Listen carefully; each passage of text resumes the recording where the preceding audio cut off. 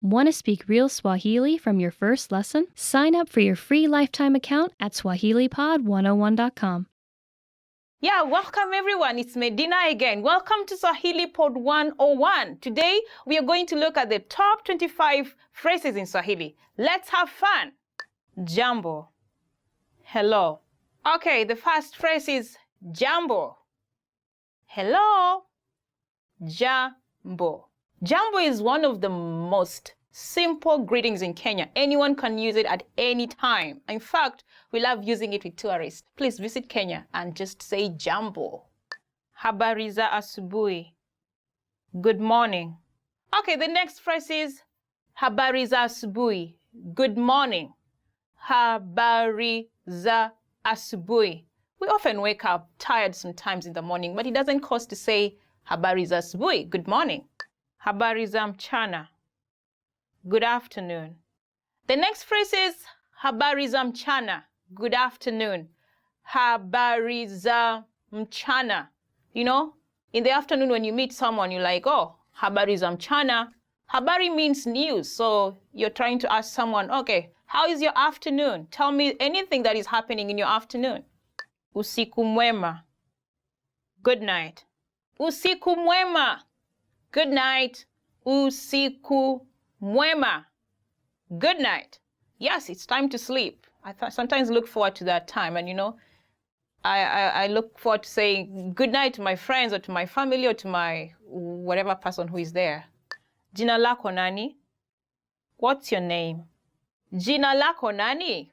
What's your name? Jina lako nani? It's an obvious question whenever we meet with people, especially when you want to know who they are. It's polite to know someone's name, right? Do you like being called by your name? Yeah, that's why this phrase is very important. Jina lako nani? Mimi naitwa. Mimi naitwa Medina. My name is Medina. Mimi naitwa Medina. Now, this is actually an answer to the previous question, Jina lako nani? What's your name? Now, you have to keep this in mind that, you know, if you use this word frequently, you'll be able to tell people about your name. You'll be able to tell people your name. Ninafuraha kukutana na wewe. Nice to meet you. Ninafuraha kukutana na wewe. Nice to meet you. Ninafuraha kukutana na wewe. Nice to meet you. I mean, it's really polite. I always feel like energized when someone says, nice to meet you. It can be awkward when someone says, oh, I did not want to meet you, you know, but we rarely hear that.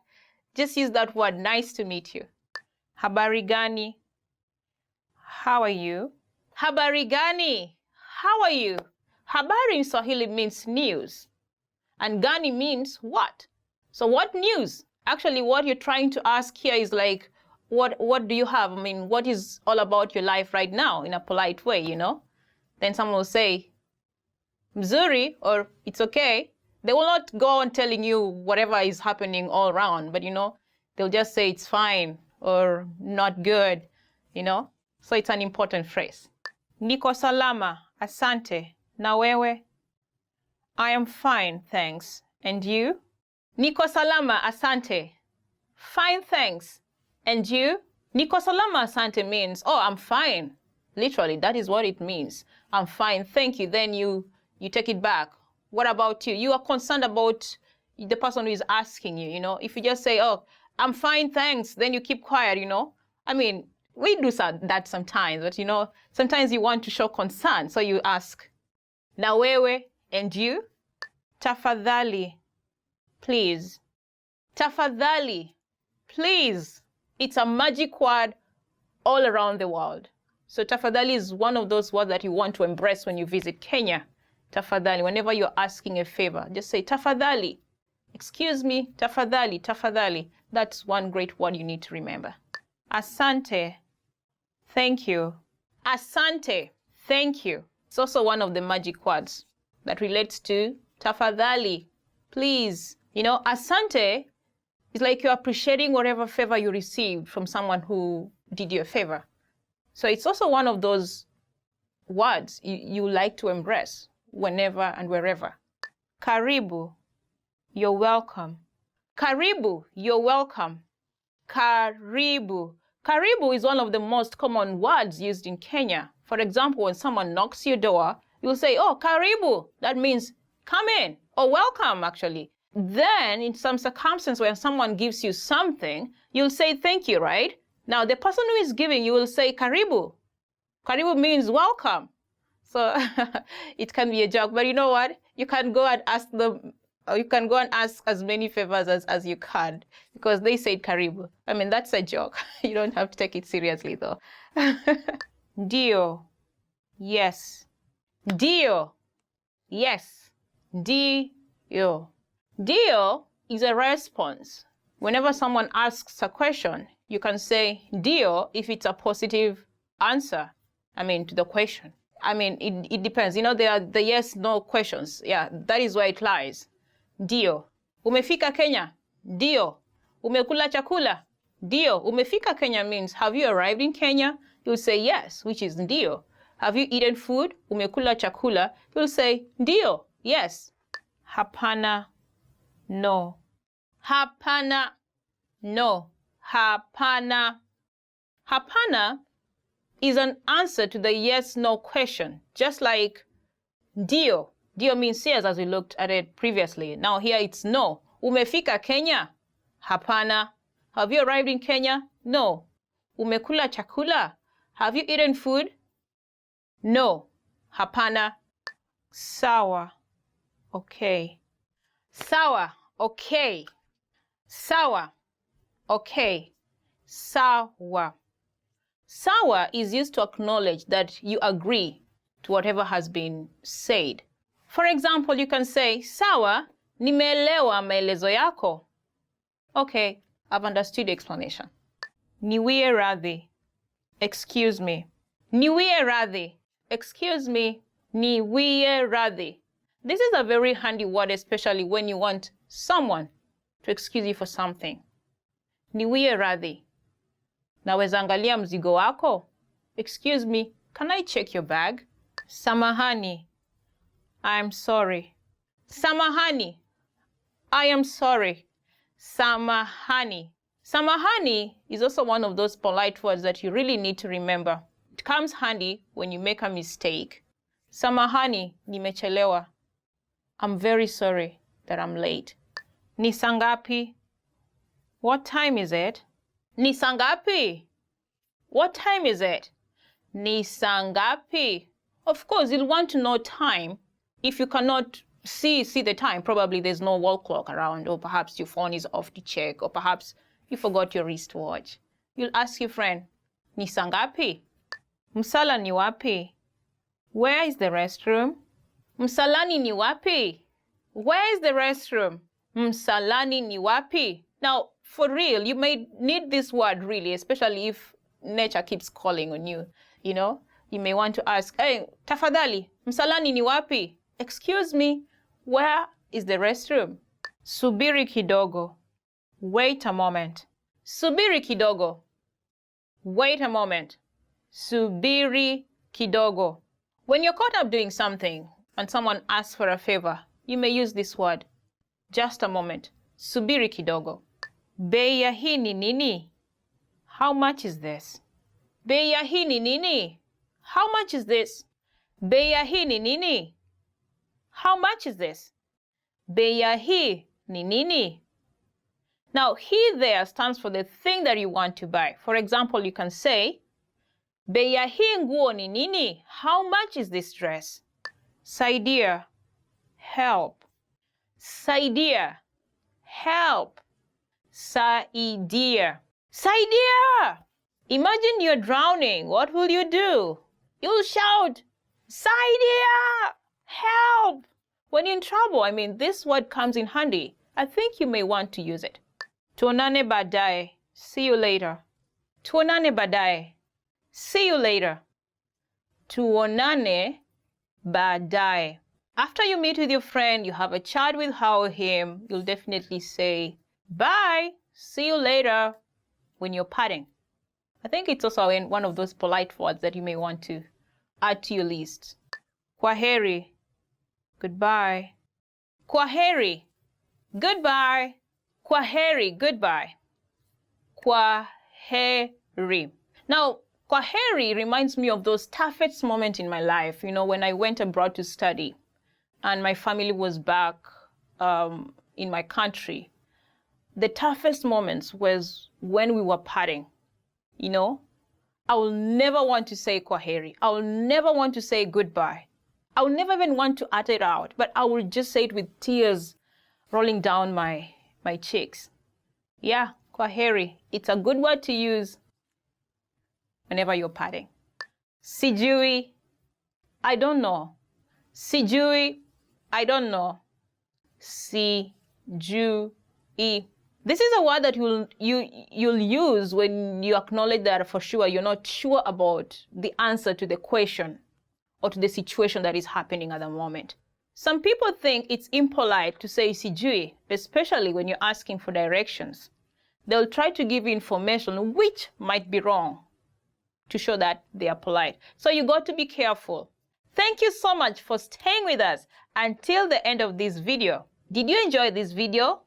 If you did, do not forget to give us a thumbs up and subscribe to our channel. And don't forget to visit swahilipod101.com. Kwaheri! See you again! Welcome to swahilipod101.com's Kiswahili kwa dakika tatu. The fastest, easiest, and most fun way to learn Swahili. Hamjamboni, mimi ni Medina. Shukran kwa kuungana na mimi katika kipindi hii. Hi everybody, I'm Medina. Thank you for joining me. In this series, you're going to learn basic Swahili expressions. It's super easy and it only takes 3 minutes. And in this first lesson, you're going to learn how to introduce yourself in Swahili. You learn both an informal and formal way to do it. But unlike many other languages, there is not a very big difference between informal and formal speech in Swahili. First, let's see how Kenyan people introduce themselves in an informal situation. Habari, mimi ni Medina. Ninafuraha kukutana na wewe. Hi, I'm Medina. Nice to meet you. Habari, mimi ni Medina. Ninafuraha kukutana na wewe. Let's break it down. Start with the greeting. Habari, then mimi ni, which is followed by your name. Next, say the phrase, Ninafuraha kukutana na wewe. Nice to meet you. Altogether, it is, Habari, mimi ni Medina. Ninafuraha kukutana na wewe. And now, let's see the same sentence in formal speech. Shikamoo. Jina langu ni Medina Maraka. Ninafuraha kukutana na wewe. Hello, my name is Medina Maraka. Nice to meet you. Shikamoo. Jina langu ni Medina Maraka. Ninafuraha kukutana na wewe. So, what has changed from the previous introduction? Let's take a closer look at this together. It's important to note that habari can be used in both casual and formal settings. However, it is more formal and respectful to use the word shikamoo, especially when addressing an older person. Shikamoo implies good day or simply hello. You will notice that the section mimi ni for I am changes to jina langu ni Medina for my name is Medina. During a formal self-introduction, it is advisable to mention your last name. So, I will say, my name is Medina Maraka. Here, you'll say your full name. Finally, Ninafuraha kukutana na wewe is the same for both. This phrase means, nice to meet you. One more time. The informal way to introduce yourself in Swahili is, Habari, mimi ni Medina. Ninafuraha kukutana na wewe. And the formal way to introduce yourself is Shikamoo. Jina langu ni Medina Maraka. Ninafuraha kukutana na wewe. Now, it's time for Medina's insights. When introducing yourself, it's a good habit to shake hands. Usually, the right hand is slightly supported by the left hand. If you're concerned about politeness, a slight bend forward while shaking the hand adds a sign of respect in the Kenyan business world. However, if you speak too formally, people will think you sound unnatural. In Kenya, simplicity is best. Do you know how to say thank you in Swahili? You'll learn how to say this and many other words in the next Kiswahili kwa dakika tatu. Thanks for dropping by and see you next time. Kwaheri, tuonane tena. Habari yako? Mzuri sana. Uko mzima? Niko mzima kabisa, asante. Want to speak real Swahili from your first lesson? Sign up for your free lifetime account at swahilipod101.com.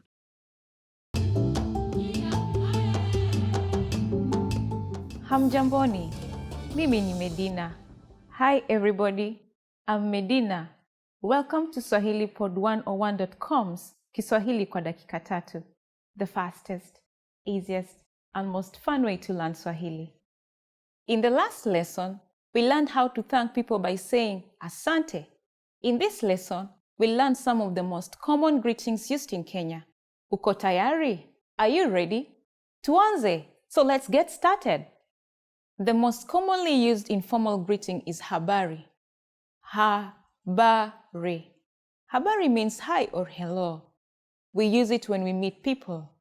We can use this greeting with friends or relatives, but also with people we don't know. We used this phrase in lesson 1. Do you remember?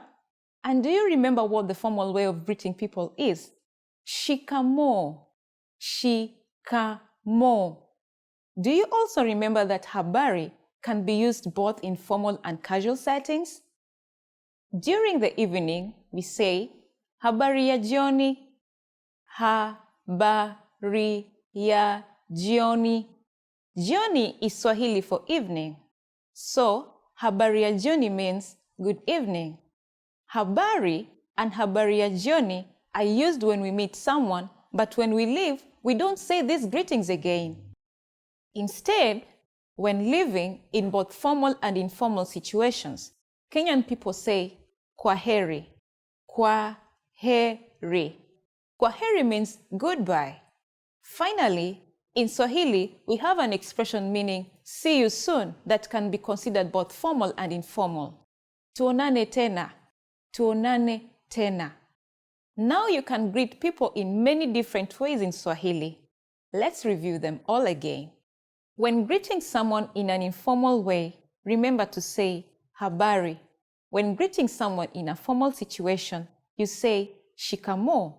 When living in either a formal or informal situation, say tuonane tena. It's easy, isn't it? Now, it's time for Medina's insights. In formal situations, Kenyans commonly greet each other by shaking hands. But if we meet someone we are very friendly with, we hug each other. Don't be afraid to do it with your Kenyan friends. It's normal. In the next lesson, we'll learn the meaning of the phrase, unaongea Kiingereza? Do you already know it? I'll be waiting with the answer in our next Kiswahili kwa dakika tatu. Until then, tuonane! Yes, it's Medina again. Welcome to Swahili Pod 101. This is Topwards. Today, we're going to look at the top 25 verbs in Swahili. Welcome! Kuwa, to be. The first verb is kuwa, to be. Kuwa. For example, we can say, ili kukuwa katibu mwema, inabidi ujue kuratibu. In order to be a good secretary, you have to be good at organizing. Kupenda, to like. Kupenda, to like. Kupenda. Bila shaka na kupenda. Of course, I like you. That's quite a handy word to use. Kufanya, to do. Kufanya, to do. Kufanya mazoezi kutakusaidia kupoteza uzito. Doing exercises will help you lose weight. Kusema, to say. Kusema, to say. Nilimfunza mtoto wangu kusema karibu anapoambiwa asante. Nilimfunza mtoto wangu kusema karibu anapoambiwa asante. I taught my toddler to say you're welcome when he's told thanks. Kueleza, to explain. Kueleza, to explain. We can say, ubao mweupe ndilo chombo nzuri cha kueleza kitu cha picha. A whiteboard is a perfect means to explain something visually. Ubao mweupe ndilo chombo nzuri cha kueleza kitu cha picha. Kusikia, to hear. Kusikia, to hear. Kusikia. Kifaru ana hisia ya hali ya juu ya kusikia na kunusa. Kifaru ana hisia ya hali ya juu ya kusikia na kunusa. The rhino has a good sense of hearing and smelling.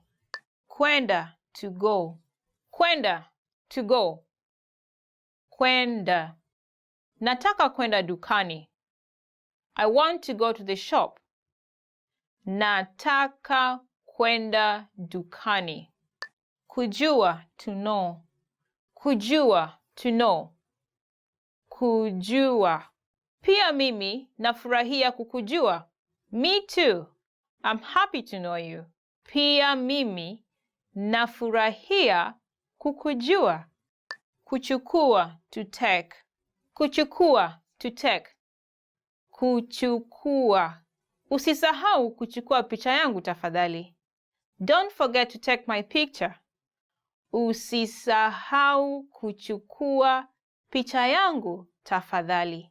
Kuona, to see. Kuona, to see. Kuona. Kwaheri ya kuonana. Bye. See you again. Kwaheri ya kuonana. Kuja, to come. Kuja, to come. Kuja. Ikiwezekana, ningelipenda kuja kesho tena. If possible, I would like to come back tomorrow.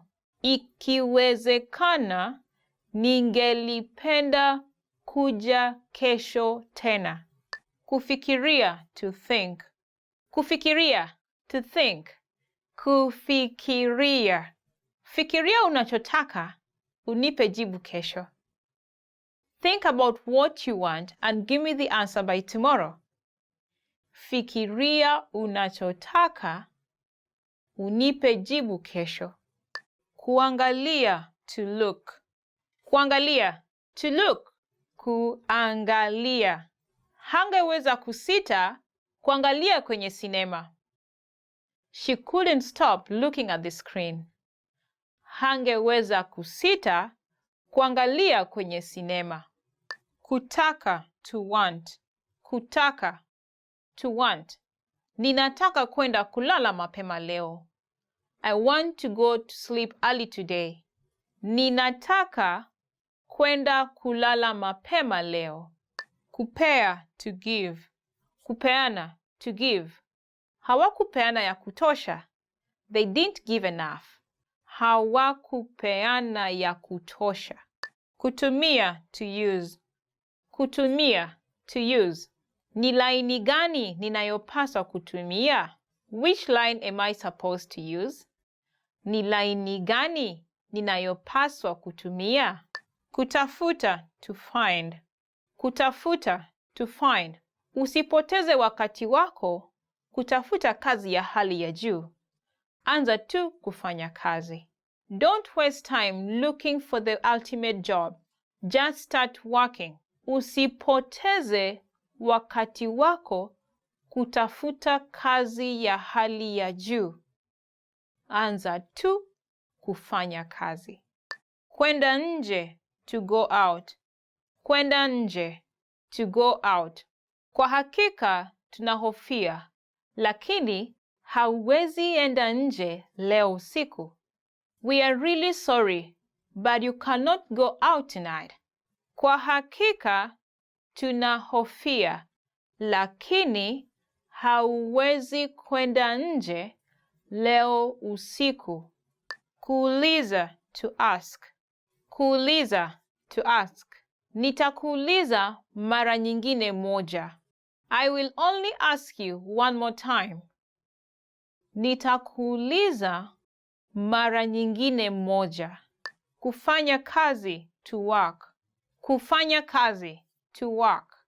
Naomba unisaidie kufanya kazi hii.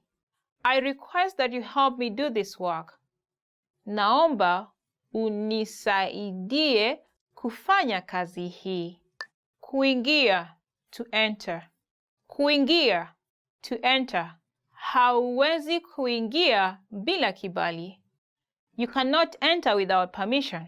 Hauwezi kuingia bila kibali. Kuhisi, to feel. Kuhisi, to feel. Kuhisi. Nahisi vizuri. I feel good. Nahisi vizuri. Kujaribu, to try.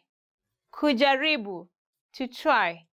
Kujaribu. Ningelipenda kuchagua kitu ambacho sijawahi kujaribu. I would like to try something I've never tried before.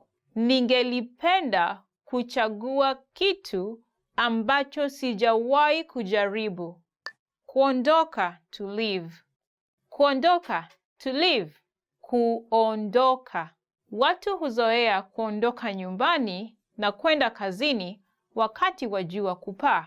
People usually leave home for work at sunrise. Watu huzoea kuondoka nyumbani na kwenda kazini wakati wa jua kupaa. Kuita, to call. Kuita, to call. Kuita. Nitakuita papo nitapofika nyumbani. I will call once I arrive home. Nitakuita papo nitapofika nyumbani. Thank you so much for staying with us until the end of this video. How was it? If you liked it, please, we'd like to hear your comments. And don't forget to visit swahilipod101.com for more lessons. See you then. Bye. Kwaheri. Hamjamboni. Mimi ni Medina. Hi everybody. I'm Medina. Welcome to swahilipod101.com's Kiswahili kwa dakika tatu. The fastest, easiest, and most fun way to learn Swahili.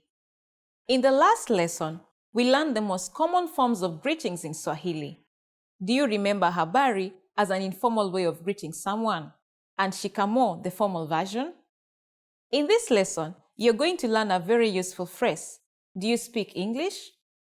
If you find yourself in a situation where you need assistance in English, this phrase can be a lifesaver. And because you're asking it in Swahili, you can be sure that everyone will understand what you're saying, even if their answer is no.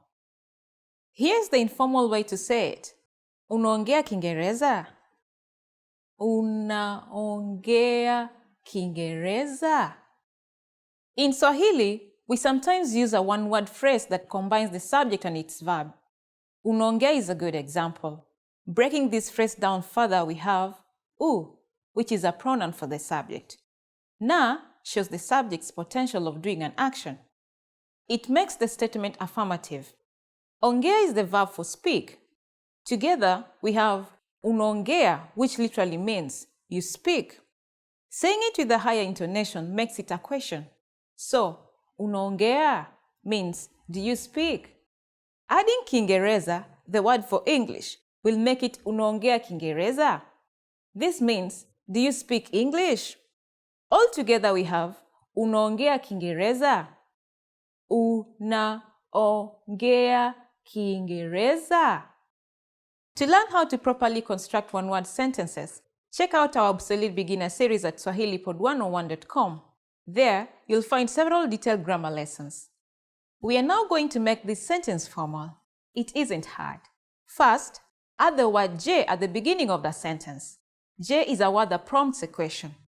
The sentence unaongea will change to je, unaweza ongea. Note the extra word weza, which means able. Je, unaweza ongea therefore means, are you able to? Let's look at the full sentence. Je, unaweza ongea Kiingereza?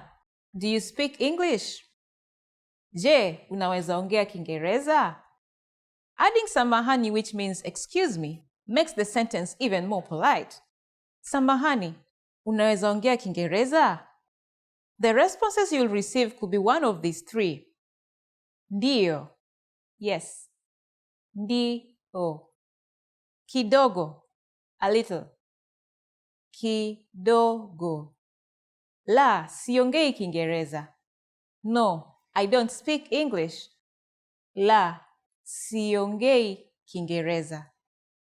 Since la siongei Kiingereza is a negative statement, we need to say la first, followed by si before the verb, and an e at the end of the verb. Also note that the verb ongei is slightly different from ongea. This is because negating in Swahili depends on the pronoun and the tense. In this example, the first person prefix si is used before the verb, and the suffix e is used at the end of the verb. As you can see, negation in Swahili follows a particular pattern. Some negations, though, require the word no, but we will talk about this in a later lesson. Now it's time for Medina's insights. For those of you who speak languages other than English, this question still works. Just substitute Kiingereza with a different language. Here are some examples. Kitalia is Italian. Kirusi is Russian. Kihispania is Spanish. And Kijerumani is German. In this lesson, we mentioned the expression Samahani, but did you know that this can also be used as an apology? We'll be learning this in the next lesson, as well as other ways to apologize in Swahili. It's never too late to show your good manners to Kenyans. So, I'll see you in our next Kiswahili kwa dakika 3. See you next time. Kwaheri. Habari ya asubuhi. Mzuri mwenzangu, lakini nilikuona wapi? Kwa majina naitwa Fatuma Ali. Nami naitwa Mohamed Njoroge. Niko na furaha kukujua. Nimefurahia pia. Nimetumwa na rafiki yako nije nikuone. Haya basi, nikusaidiaje?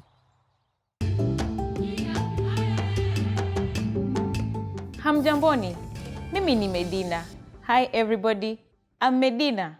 Welcome to SwahiliPod101.com's Kiswahili kwa dakika 3, the fastest, easiest, and most fun way to learn Swahili. This lesson will be all about nambari. That's right, that means numbers. First, we'll learn the numbers from 1 to 10. They're not difficult at all, and this lesson will only take 3 minutes. Kwa dakika 3 tu. Are you ready? Let's start. Moja. Moja. Mbili.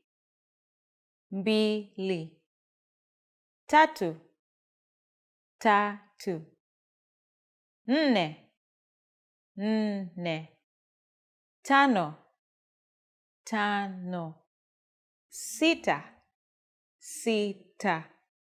Saba. Saba. Nane. Nane. Tisa. Tisa. Kumi. Kumi. Okay, now repeat after me. I'll say the numbers and give you time to repeat each one. Moja. Mbili. Tatu.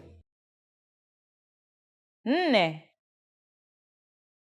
Tano. Sita. Saba. Nane. Tisa. Kumi. Great job! If you're wondering what comes before moja, namely 0, it is sufuri in Swahili. Sufuri. It's quite easy to remember, right? Now, there's no need to panic if your new Kenyan friend asks for your cell phone number. Let's practice how you'll say it. We'll use the phrase, nambari yangu ni, which means, my number is. Nambari yangu ni. Sufuri, saba, mbili, tatu, nne, nane, saba, tisa, sita, tano. Can you read it by yourself?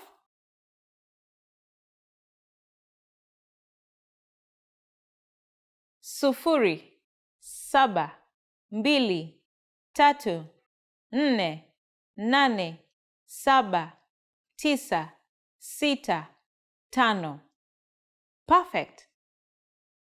Now, it's time for Medina's insights. Kenyans consistently pronounce these numbers as they appear, so it's easy to master them. These numbers are used to name other bigger numbers, so this saves you the energy of having to start over again.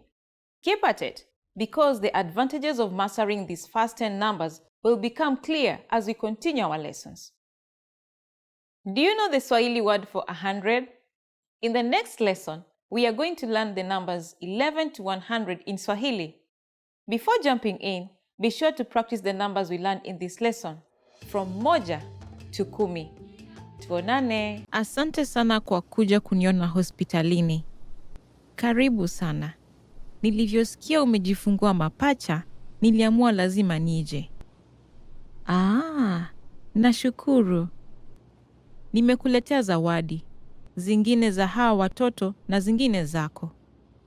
Asante sana mwenzangu. Nashukuru. It's Medina again. Welcome to Swahili Pod 101, Swahili Top Words. Today, we are going to look at 10 questions you should know. Welcome and have fun. Jina lako ni nani? Jina lako ni nani? What's your name? To answer that, you'll say, Jina langu ni Medina. If you're Juma, you'll say, Jina langu ni Juma. My name is Juma. Uhali gani? Uhali gani? How are you? To answer that, you'll say, Njema, I'm fine. Or fine. Uhali gani, fine. I'm fine. Ulizaliwa wapi? Ulizaliwa wapi? Where are you from? To answer that, I'll give the name of my country. Kenya. Ulizaliwa wapi? Kenya. If you're born in the United States, you'll say, America. Ulizaliwa wapi? America. Siku yako ya kuzaliwa ni lini? Siku yako ya kuzaliwa ni lini? When is your birthday? To answer that, you'll say, siku yangu ya kuzaliwa ni Aprili tarehe 3. My birthday is April 3rd. Unaishi wapi? Unaishi wapi? Where do you live? Ninaishi Nairobi. I live in Nairobi. Nairobi is quite a big place. Actually, it's a province in itself. So you won't say you're living in the whole Nairobi. We have to be specific. So if you live in Lang'ata, you will say, Ninaishi Lang'ata. That is when we will assume you're in Nairobi and you're talking within people in Nairobi. They will understand where Lang'ata is. But if you're out of Nairobi, you'll say, Naishi Nairobi Lang'ata, to just be specific. Unafanya kazi wapi? Unafanya kazi wapi? Where do you work? To answer this, you'll say, Jijini Mombasa. Again, Jijini Mombasa. Mombasa is the name of the place. Jijini means town. So if you're working in Kisumu, you'll say, Jijini Kisumu. Just to be specific. I work in Mombasa. I work in Kisumu. Ulijifunza wapi Kiswahili? Ulijifunza wapi Kiswahili? Where did you learn Swahili? For that, you can answer by saying, katika swahilipod101.com. From swahilipod101.com. Je, unapenda chakula cha Kenya? Je, unapenda chakula cha Kenya? Do you like Kenyan food? To answer that, you will say, Ndio, napenda. Yes, I love it. Yes, I like Kenyan food. In Kenya, we have varieties of food, and I'm sure you like it. The most staple food in Kenya is ugali. Ugali is like cornbread. It's made from white flour, white corn flour. It's not very hard. Something like rice, but in the flour form, but cooked. You don't eat the flour, it's cooked. So it's cornbread. Now you eat cornbread with different kinds of stews. You can eat it with bean stew, beef stew, name any kind of stew. And then we also have vegetables. I'm sure you'll like it. Try it out. Umeshawahi kuwa Kenya? umeshawahi kuwa Kenya? Have you been to Kenya? You can answer this by saying, Hapana, ni mara yangu ya kwanza. No, it's my first time. This is a very common question to tourists who visit Kenya. So, be prepared, and it will really sound cool if you can answer in Swahili. Hapana, ni mara yangu ya kwanza. Hii unauza pesa ngapi? Hii unauza pesa ngapi? How much is this? To answer that, you can say, shilingi 10 za Kenya. 10 is the price. So, you can keep changing that and say, shilingi 50 za Kenya. 50 shillings, Kenya shillings. This will be a very useful phrase to use when you're going shopping. Of course, I'm sure you're going to buy souvenirs for your family members back in your country. So having this word on your fingertips will be very useful. Yeah, we're done! Thank you so much for keeping up with me until the end of this lesson. Do you remember all those questions? They're very handy, and I really recommend that you have them at your fingertips whenever you visit Kenya. Now, if you liked our lesson, do not forget to give us a thumbs up down there and leave your comments. And don't forget to visit swahilipod101.com for more lessons. See you next time. Kwaheri tuonane. Bye. Want to speak real Swahili from your first lesson? Sign up for your free lifetime account at swahilipod101.com. Tafadhali, naomba ujue umenikanyaga. Oh, mimi? Ndiyo, kwa vidole za mguu. Pole sana.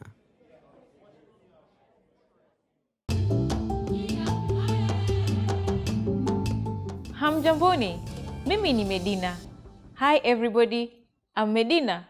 Welcome to swahilipod101.com's Kiswahili kwa dakika 3. The fastest, easiest, and most fun way to learn Swahili. In the last lesson, we learned how to count in Swahili. Can you remember the numbers from moja to 100? I hope so, because this time you will put them into use. We will be practicing how to go shopping in Kenya. Before we start, you need to know how to say, how much is this? Hii ni pesa ngapi? Hii ni pesa ngapi? Okay, are you ready? Let's go. Imagine you're in a shop in Kenya. You find something you want to buy, and you want to ask how much it costs. Start by saying, Samahani. Do you remember what this means? Excuse me. Samahani, hii ni pesa ngapi? Samahani, hii ni pesa ngapi? The clerk will tell you, ni shilingi, it costs. Or more simply, they'll say the amount directly. For example, 25. What number is 25? Can you work it out? It's 25. So this phrase means it cost 25 shillings. Let's look at some more examples. Say you see a bag that you want to buy. A bag in Swahili is begi. So how would you ask how much it costs? Samahani, begi hii ni pesa ngapi? Or a pair of shoes. This makes it slightly different because you have to use the plural form. A shoe will be kiatu, but the plural for shoes is viatu. So you would ask the following question. Samahani, viatu hivi ni pesa ngapi? This simply means, how much are these shoes? Now, it's time for Medina's insights. Credit and debit cards are not commonly used in Kenya, but you can double check by asking the following question. Naweza lipa kwa kadi ya credit? Can I pay by credit card?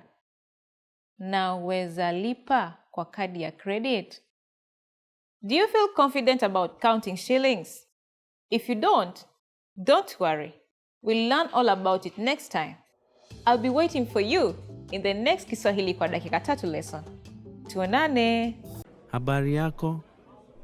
Mzuri sana. Mna chakula ama kinywaji kilicho tayari? Ndiyo. Nikupakulie nini? Je, mna chai ya maziwa? La, lakini tunayo kahawa ya maziwa. Sawa. Nitakuita baadaye. Nipe muda kidogo. Sawa. You've studied for a while and are ready to talk to people and practice what you've learned. But where do you start? Starting a conversation in a new language can seem a bit intimidating. How do you just jump into it? In this video, we'll look at 5 ways to start conversations. Number 1, introduce yourself in your target language.